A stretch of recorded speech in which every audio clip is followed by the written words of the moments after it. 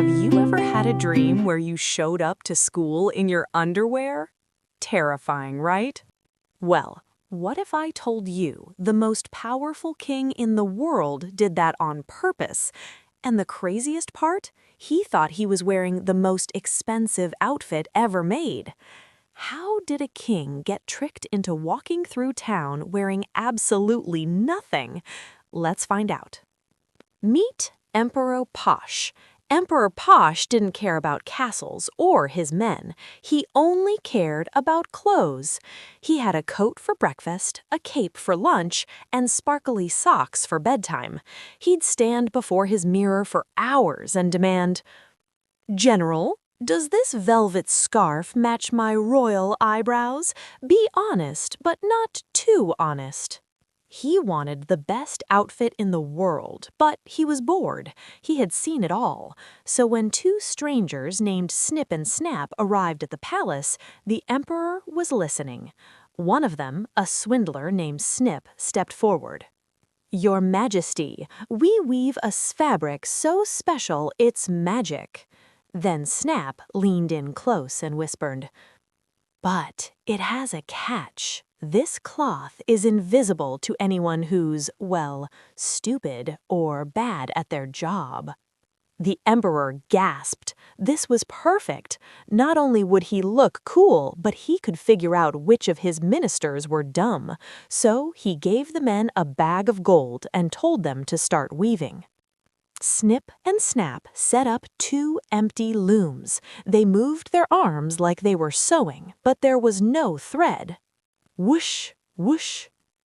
The emperor was curious, so he sent his 3 checkers to see the progress. First up was the old minister. He squinted at the empty looms. He saw nothing. He thought to himself, "Oh no, I can't see the cloth. Does that mean I'm stupid? I can't let the emperor know." So he lied. "It is magnificent. The patterns, the colors." Next was the honest general. He looked. He rubbed his eyes. Air. Just air. "Am I unfit for my job? I can't lose my job. I have a cat to feed." So he lied too. Stunning. It's lighter than a spider web. Empty looms, no thread. The emperor had no idea he was being duped. Then everyone lied. The ministers clapped their hands and said, "Wonderful!" The emperor smiled widely. Nobody wanted to be the stupid one. Nobody wanted to admit they couldn't see the clothes. Finally, the emperor came to see. He looked left. He looked right. His heart stopped. He couldn't see anything. Am I the stupid one? Am I a bad king?" He couldn't risk it, so he clapped his hands and smiled. "It is the best thing I have ever seen. I will wear it to the grand parade tomorrow." The morning of the parade arrived. Snip and Snap pretended to dress the emperor. "Trousers on, careful with the zipper." "And the cape. Oh, it feels light as air." The emperor stood in front of the mirror. He saw his tummy, he saw his knobby knees, he saw his polka-dot underwear, but everyone clapped. His royal advisor started sweating. "You look skinny. I mean, regal. So regal." The drums started beating. The emperor hesitated. It was cold outside. Was he really going to go out like this? But the doors opened. The crowd was waiting. So he lifted his chin, sucked in his tummy, and stepped out. The emperor marched down the street. The crowd screamed, "Look at those colors! Look at that style!" Nobody wanted to admit they couldn't see the clothes. Nobody wanted to be the stupid one. The emperor walked stiffer and stiffer, hoping the wind wouldn't blow. He passed the baker, he passed the soldier, he passed a little boy sitting on his dad's shoulders. The music stopped. The crowd froze.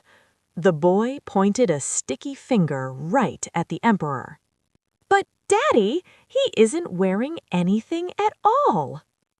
The crowd froze, then a whisper, then a giggle, then, "He's naked! The Emperor is in his underwear!"